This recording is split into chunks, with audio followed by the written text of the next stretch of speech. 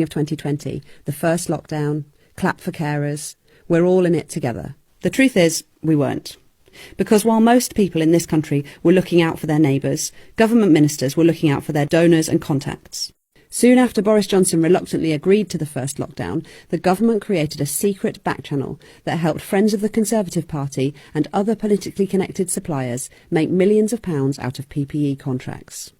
According to the National Audit Office, companies channelled into the so-called VIP lane were 10 times more likely to secure deals than companies without political connections. Meet Samir Jasal. He's a Conservative Party donor, Tory councillor and former advisor to Priti Patel. He's also an acquaintance of Boris Johnson, Theresa May and David Cameron. Now meet Surjit Shergill, Jasal's business partner. Last summer, Jasal and Shergill set themselves up as middlemen, working to land lucrative government PPE contracts for a company called Pharmaceuticals Direct. And they succeeded. We know the company landed at least 2 massive government deals worth £28.8 million and £102.6 million. Shergill was paid handsomely for securing the deals. Shergill's own company was valued at £200 when COVID first hit, but it was soon worth £10 million.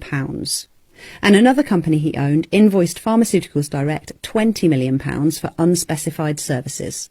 So the question is this: how did a Conservative donor and his business partner land these lucrative contracts? And in the process, how did at least one of them become a multimillionaire? Let's start with this email from 27th of March 2020, 4 days after the first lockdown.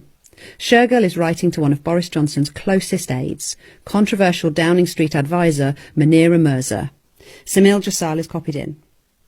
Shergill asks Mirza to be put in touch with government procurement personnel and says, "We are keen to support the party," that's the Conservative Party, "and the nation through this turbulent time."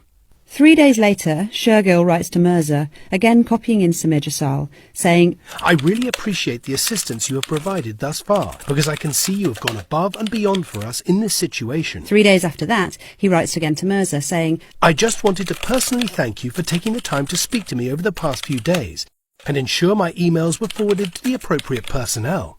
Later that day, he wrote to a senior Cabinet Office official thanking him for speaking with Munira.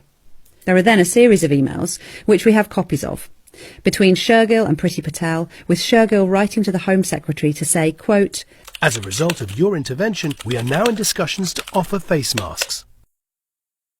A reminder. Shergill's partner, Samir, remember this over the past few days, and ensure my emails were forwarded to the appropriate personnel. Later that day, he wrote to a senior Cabinet Office official thanking him for speaking with Munira. There are then a series of emails, which we have copies of, between Shergill and Priti Patel, with Shergill writing to the Home Secretary to say, quote, "As a result of your intervention, we are now in discussions to offer face masks." A reminder. Shergill's partner, Samir Jasal, is a former aide to Priti Patel. Indeed, he describes her on social media as, quote, "a good friend." The following day, Patel wrote back to say she's contacted Michael Gove's Cabinet Office to draw their attention to your email and the products you can source. I have also forwarded the email to the Secretary of State for Transport for his department to consider as well. 6 days later, Pharmaceuticals Direct signed a £28.8 million deal with the government to supply 60 million face masks at a price significantly higher than the government's own internal benchmark price. The following month, Jasal and Shergill emailed Matt Hancock's health department to pitch for more business for Pharmaceuticals Direct, specifically to sell the government high-end FFP3 face masks. Jasal and Shergill quoted a price by email, then followed up with further emails and phone calls. We don't know what these emails said or who these phone calls were with, because the government refuses to tell us. Just 4 days later, the government recommended an £102.6 million deal to buy 20 million FFP3 masks from Pharmaceuticals Direct at £5.13 per mask. But we've seen an internal email from the Department of Health in which serious concerns are raised about that price. This is well above the average we are currently paying of £2.69 per unit. The unit price for this deal looks too expensive, even in these circumstances. Can you please explore further price reductions and or justify to the AO, the accounting officer, why the price here is so much higher than the most recent deal? The cost to the taxpayer between buying 20 million masks at £5.13 per mask and £2.69 per mask is about £50 million. The accounting officer is urged to greenlight the deal with Pharmaceuticals Direct and is told that the inflated price is justified because there is a current acute shortfall of the masks. So was the high price being asked for by Jasal and Shergill because the worldwide rush on masks was driving up the price? Apparently not, because we've seen an email dated just 4 days earlier from Hancock's health department to an alternative supplier who's offered to supply exactly the same masks. But that second company is told that their high-end FFP3 masks aren't needed because the government, quote, now has sufficient supply arrangements in place to meet requirements over the coming months. That second company isn't asked to beat Pharmaceutical Direct's inflated price. Indeed, the accounting officer is not even told there is a second company offering to provide the exact same product in the same quantity. Over the past few Is told that their high-end FFP3 masks aren't needed because the government, quote, now has sufficient supply arrangements in place to meet requirements over the coming months. That second company isn't asked to beat Pharmaceutical Direct's inflated price. Indeed, the accounting officer is not even told there is a second company offering to provide the exact same product in the same quantities.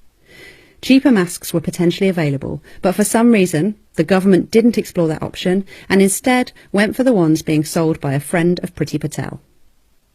It's worth noting at this point that many well-established firms which lacked political connections have repeatedly complained that during the first wave of the crisis, when PPE was in desperately short supply, they were unable to get the attention of officials. But the system worked for some people.